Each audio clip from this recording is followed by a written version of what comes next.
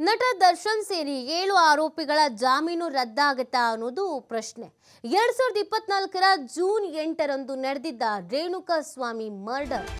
ದರ್ಶನ್, ಪವಿತ್ರ ಸೇರಿ 17 ಆರೋಪಿಗಳನ್ನು ಬಂಧಿಸಿದ್ರು ಪೊಲೀಸರು. 2024ರ ಡಿಸೆಂಬರ್ 13ರಂದು ಜಾಮೀನನ್ನು ನೀಡಿತ್ತು ಹೈಕೋರ್ಟ್. ಬಂಧನವಾದ 6 ತಿಂಗಳ ಬಳಿಕ ಜಾಮೀನನ್ನು ನೀಡಿತ್ತು ಹೈಕೋರ್ಟ್. ದರ್ಶನ್, ಪವಿತ್ರ ಸೇರಿ 7 ಆರೋಪಿಗಳಿಗೆ ಹೈಕೋರ್ಟ್ ಜಾಮೀನು ನೀಡಿತು. ಇತರರಿಗೆ ಬೇಲನ್ನು ನೀಡಿದ ವಿಚಾರಣಾಧೀನ ನ್ಯಾಯಾಲಯ 7 ಜನರ ಜಾಮೀನನ್ನ ಪ್ರಶ್ನಿಸಿ ಸುಪ್ರೀಂ ಕೋರ್ಟ್ಗೆ ಪೊಲೀಸರು ಮೇಲ್ಮನವಿಯನ್ನ ಸಲ್ಲಿಕೆ ಮಾಡಿದರು. ಮೇಲ್ಮನವಿಯ ವಾದ ಪ್ರತಿವಾದ ಎಲ್ಲವನ್ನ ಆಲಿಸಿರುವಂತಹ ಸುಪ್ರೀಂ ಇವತ್ತು ತನ್ನ ಆದೇಶವನ್ನ ಪ್ರಕಟಿಸಲಿದೆ. ಇವತ್ತಿನ ಆದೇಶ ಮಹತ್ವವನ್ನ ಪಡ್ಕೊಳ್ಳುತ್ತೆ. ಸಾಕಷ್ಟು ರೀತಿಯಾದಂಥ ಚರ್ಚೆಗಳಾಗಿದೆ, ವಾದ ಪ್ರತಿವಾದಿಗಳಾಗಿದೆ, ಏನಾಗಬಹುದು ಅನ್ನುವಂಥ ಕುತೂಹಲವೂ ಕೂಡ ಆಗಿದೆ. ಅಕಸ್ಮಾತ್ ಏನಾದರೂ ಹೈಕೋರ್ಟ್ ಕೊಟ್ಟಂಥ ಆದೇಶವನ್ನು ರದ್ದು ಮಾಡಿದ್ರೆ, ಜಾಮೀನನ್ನು ರದ್ದು ಮಾಡಿದ್ರೆ ಮತ್ತೆ ಇವರೆಲ್ಲರೂ 6 ತಿಂಗಳ ಕಾಲ ಜೈಲಿಗೆ ಹೋಗಬೇಕಾದಂಥ ಪರಿಸ್ಥಿತಿ ಬರುತ್ತೆ. ಯಾಕಂದರೆ 6 ತಿಂಗಳ ಕಾಲ ಯಾವುದೇ ಕಾನೂನಾತ್ಮಕ ಹೋರಾಟವನ್ನು ಮಾಡೋದಕ್ಕೆ ಅವಕಾಶ ಅನ್ನೋದು ಇರಲ್ಲ. ಹಾಗಾಗಿ ಸುಪ್ರೀಂನ ತೀರ್ಪು ಇವತ್ತು ಸಹಜವಾಗಿಯೇ ಮಹತ್ವವನ್ನು ಪಡ್ಕೊಳ್ತಾ ಇರೋದು. ಇನ್ನೇನು ಕೆಲವೇ ಹೊತ್ತುಗಳಲ್ಲಿ ತೀರ್ಪು ಪ್ರಕಟ ಆಗತ್ತೆ. 11:30 ಅಷ್ಟೊತ್ತಿಗೆ ತೀರ್ಪು ಪ್ರಕಟ ಆಗಬಹುದಾದ ಸಾಧ್ಯತೆಗಳಿಗಿದೆ. ಈ ಪ್ರಕರಣದಲ್ಲಿ ಡೇ 1 ಇಲ್ಲಿವರೆಗೂ ಏನೆಲ್ಲ ಡೆವಲಪ್ಮೆಂಟ್ ಆಗಿದೆ ಅನ್ನೋದನ್ನು ಕರ್ನಾಟಕದ ಜನತೆ ಕೂಡ ನೋಡಿದ್ದಾರೆ. ಸಾಕಷ್ಟು ಟ್ವಿಸ್ಟ್ ಆ್ಯಂಡ್ ಟರ್ನ್, ಹೈಡ್ರಾಮಾಗಳು ಎಲ್ಲವೂ ಸಹ ನಡೆದಿದೆ. ಇದೇ ಸಂದರ್ಭದಲ್ಲಿ ಬೇಲನ್ನು ನೀಡಲಾಗಿತ್ತು. ಅದಾದ ನಂತರ ಇವರುಗಳು ಅವರದ್ದೇ ಕೆಲಸಗಳಲ್ಲಿ ಬ್ಯುಸಿ ಆಗಿದ್ರು. ಕೆಲವರು ಸಿನಿಮಾ ಶೂಟಿಂಗ್ ಅಂತ ಫಾರಿನೆಲ್ಲ ಹೋಗಿದ್ರು, ಪಾರ್ಟಿಗಳಲ್ಲಿ ಭಾಗಿಯಾಗಿದ್ರು, ಮದುವೆ ಸಮಾರಂಭಗಳಲ್ಲಿ ಭಾಗಿಯಾಗಿದ್ರು, ಸಿನಿಮಾ ನೋಡೋದಕ್ಕೆ, ಸಿನಿಮಾ ಶೂಟಿಂಗಿಗೆ ಹೋಗಿದ್ರು. ಇನ್ನು ಕೆಲವರು ಬಿಸ್ನೆಸ್ಸು ಅಂತ ಫೋಟೋಶೂಟು ಇನ್ನೊಂದು ಮತ್ತೊಂದು ಅಂತ ಬ್ಯುಸಿ ಆಗಿದ್ರು, ದೇವಸ್ಥಾನಗಳ ಮೊರೆ ಹೋಗಿದ್ರು.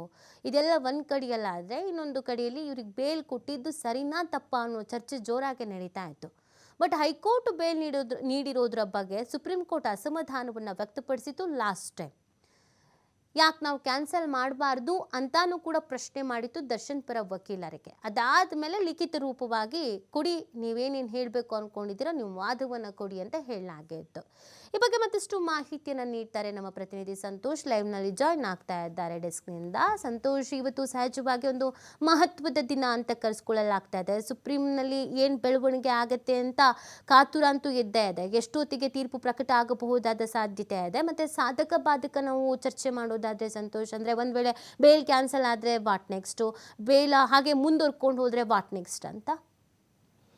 ನೀತಿ, ಈಗಾಗಲೇ ಏನು ಚಿತ್ರದುರ್ಗದ ರೇಣುಕಾಸ್ವಾಮಿ ಹತ್ಯೆ ಪ್ರಕರಣ ಸಂಬಂಧ ಜಾಮೀನು ಪಡ್ಕೊಂಡಿದ್ದಂಥ ಪವಿತ್ರ ಗೌಡ, ದರ್ಶನ್ ಮತ್ತು ಇತರ ಆರೋಪಿಗಳು ಏನಿದ್ರು ಅವ್ರಿಗೆ ಹೈಕೋರ್ಟ್ನಲ್ಲಿ ಜಾಮೀನನ್ನು ಪಡ್ಕೊಳ್ಳಲಾಗಿತ್ತು. ಅದನ್ನು ಸರ್ಕಾರದ ಕಡೆಯಿಂದ ಚಾಲೆಂಜನ್ನು ಮಾಡಿರುವಂಥದ್ದು, ಆರೋಪಿಗಳಿಗೆ ನೀಡಿರುವಂಥ ಜಾಮೀನನ್ನು ಕ್ಯಾನ್ಸಲನ್ನು ಮಾಡಬೇಕು ಅಂತೇಳಿ ಸುಪ್ರೀಂನಲ್ಲಿ ಅದರ ವಾದ ಮತ್ತು ಪ್ರತಿವಾದ ಎರಡನ್ನೂ ಕೂಡ ಈಗಾಗಲೇ ಸುಪ್ರೀಂನಲ್ಲಿ ಕೇಳಿಸ್ಕೊಂಡಿರುವಂಥ ನ್ಯಾಯಾಲಯ ಅದರ ಜೊತೆಗೆ ಲಿಖಿತ ರೂಪದಲ್ಲಿ ಕೂಡ ತಮ್ಮ ಆರ್ಗ್ಯುಮೆಂಟ್ನ ಸಲ್ಲಿಕೆಯನ್ನು ಮಾಡಲಿಕ್ಕೆ ಸೂಚಿಸಿತ್ತು ಆರೋಪಿಗಳಿಗೆ. ಈಗಾಗಲೇ ಅದು ಕೂಡ ಆಗಿರುವಂಥದ್ದು. ಇವತ್ತಿನ ತಾತ್ಕಾಲಿಕ ಲೀಸ್ಟ್ ಅಂತ ನಾವೇನು ಹೇಳ್ತೀವಿ, ಆ ಲೀಸ್ಟ್ನಲ್ಲಿ ಇವತ್ತು ಚಿತ್ರದುರ್ಗ ರೇಣುಕಾಸ್ವಾಮಿ ಹತ್ಯೆ ಪ್ರಕರಣ ಸಂಬಂಧಪಟ್ಟಾಗೆ ಲೀಸ್ಟ್ ಆಗಿರುವಂಥದ್ದು. ಇವತ್ತು ಒಂದು ವೇಳೆ ಏನಾದರೂ ಈ ಪ್ರಕರಣದಲ್ಲಿ ನ್ಯಾಯಾಲಯಕ್ಕೆ ಬಂದರೆ, ಅರ್ಜಿಯ ವಿಚಾರಣೆಗೆ ಬಂದರೆ ಏನಾಗುತ್ತೆ ಅನ್ನೋದಕ್ಕೆ ಸಾಕಷ್ಟು ಕುತೂಹಲ ಇರುವಂಥದ್ದು. ಒಂದು ವೇಳೆ ದರ್ಶನ್ಗೆ ಈಗಾಗಲೇ ಹೈಕೋರ್ಟ್ ನೀಡಿರುವಂಥ ಜಾಮೀನೇನಿದೆ, ಆ ಜಾಮೀನೇನಾದರೂ ಸುಪ್ರೀಂ ಕೋರ್ಟ್ ಎತ್ತಿ ಹಿಡಿದ್ರೆ, ಅಂದರೆ ಈಗಾಗಲೇ ಏನು ಜಾಮೀನನ್ನು ತೆಗೆದುಕೊಂಡಿದ್ದಾರೆ ಆ ಜಾಮೀನನ್ನು ವಿಸ್ತರಣೆಯನ್ನು ಮಾಡಿದ್ರೆ ಪವಿತ್ರ ಗೌಡ, ದರ್ಶನ್ ಸೇರಿದಂತೆ ಎಲ್ಲ ಆರೋಪಿಗಳಿಗೆ ಇದೊಂದು ದೊಡ್ಡ ಬಿಗ್ ರಿಲೀಫ್ ಸಿಗಲಿದೆ. ಮತ್ತು ಪ್ರಕರಣದ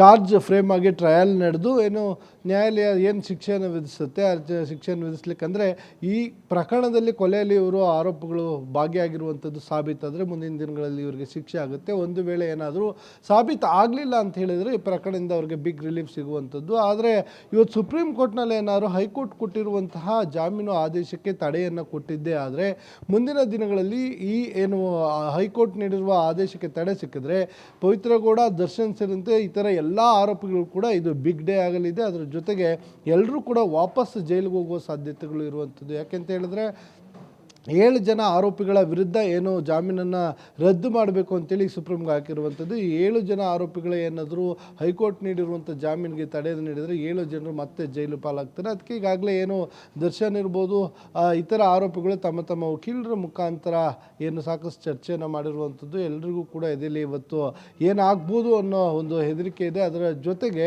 ಈಗಾಗಲೇ ಹೈಕೋರ್ಟ್ ನೀಡಿದಂಥ ತೀರ್ಪೇನಿತ್ತು, ಆ ತೀರ್ಪಿಗೆ ಸುಪ್ರೀಂ ಕೋರ್ಟ್ ಕೂಡ ಕೆಲವು ಏನು ವಾದ ಪ್ರತಿವಾದ ಮಾಡುವಂಥ ಸಂದರ್ಭದಲ್ಲಿ ಸಾಕಷ್ಟು ಕಳವಳ ಮತ್ತು ಎಚ್ಚರಿಯನ್ನು ಕೂಡ ಮೂಡಿತ್ತು.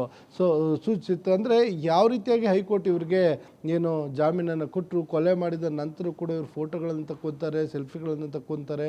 ಇಂಥವ್ರಿಗೆ ಜಾಮೀನು ಕೊಟ್ಟಿದೆ ಅನ್ನೋದ್ರ ಬಗ್ಗೆ ಅಚ್ಚರಿ ಮತ್ತು ಕಳವಳವನ್ನು ಕೂಡ ವ್ಯಕ್ತಪಡಿಸಿತ್ತು. ಹೀಗಾಗಿ ಇವತ್ತು ಏನಾಗುತ್ತೆ ಅನ್ನೋದು ಎಲ್ಲರೂ ಕೂಡ ಕುತೂಹಲ ಇರುವಂಥದ್ದು. ಇವತ್ತು ದರ್ಶನ್ ಪ್ರಕರಣಕ್ಕೆ ಸಂಬಂಧಪಟ್ಟ ಹಾಗೆ ಏನೆಲ್ಲ ಆಗುತ್ತೆ ಬೆಳವಣಿಗೆಗಳು ಅನ್ನೋದನ್ನ ನಾವು ಕಾಯ್ದು ನೋಡಬೇಕಾಗುತ್ತೆ. ನೀತಿ ಸಂತೋಷ್, ಎಲ್ಲಾದರೂ ಇವತ್ತು ಜಾಮೀನು ರದ್ದಾಯಿತು ಅಂತ ಹೇಳಿದ್ರೆ ಇನ್ನು 6 ತಿಂಗಳುಗಳ ಕಾಲ ಜೈಲಲ್ಲೇ ಇರಬೇಕಾದಂಥ ಪರಿಸ್ಥಿತಿ ಇರುತ್ತೆ ಅನ್ನೋದನ್ನು ಹೇಳಲಾಗ್ತಾ ಇತ್ತು. ಅಂದರೆ ಈ 6 ಮಂತ್ ಅವರಿಗೆ ಕಾನೂನು ಹೋರಾಟ ಮಾಡೋದಕ್ಕೆ ಅಥವಾ ಮತ್ತೆ ಇನ್ನೇನಾದರೂ ಬೇಲ್ನನ್ನು ಇದು ಮಾಡ್ಕೊಳ್ಳೋದಕ್ಕೆ ಏನೂ ಅವಕಾಶ ಇರೋದಿಲ್ವಾ? ಆ 6 ಮಂತ್ ಹೇಗಿರುತ್ತೆ ಅಕಸ್ಮಾತ್ ಕ್ಯಾನ್ಸಲ್ ಆದರೆ? ನೀತಿ ಏನಾದರೂ ಪ್ರಕರಣಕ್ಕೆ ಸಂಬಂಧಪಟ್ಟಾಗೆ ಜಾಮೀನು ರದ್ದಾಗಿದ್ದೆ ಆದರೆ ದರ್ಶನ್ ಅವ್ರಿಗೆ ಮತ್ತೆ ಜೈಲಿಗೆ ಹೋಗಬೇಕಾಗುತ್ತೆ. ಪವಿತ್ರ ಗೌಡ ಇರ್ಬೋದು, 7 ಜನ ಆರೋಪಿಗಳು ಜೈಲನ್ನು ಸೇರ್ತಾರೆ. ಇದಾದ ಬಳಿಕ ಈಗಾಗಲೇ ಕೆಳ ಹಂತದ ನ್ಯಾಯಾಲಯದಿಂದ ಅವರು ಇದನ್ನು ಪ್ರಕರಣಕ್ಕೆ ಸಂಬಂಧಪಟ್ಟ ಹಾಗೆ ಜಾಮೀನನ್ನು ಪಡ್ಕೊಂಡು ಸುಪ್ರೀಂವರೆಗೂ ಹೋಗಿರುವಂಥದ್ದು. ಈ ಒಂದು ವೇಳೆ ರದ್ದಾದರೆ ಮತ್ತೆ 4-5-6 ತಿಂಗಳ ಕಾಲ ಇವರಿಗೆ ಜಾಮೀನನ್ನು ಹಾಕ್ಕೊಳ್ಳಿಕ್ಕೆ ಅವಕಾಶಗಳಿರೋದಿಲ್ಲ.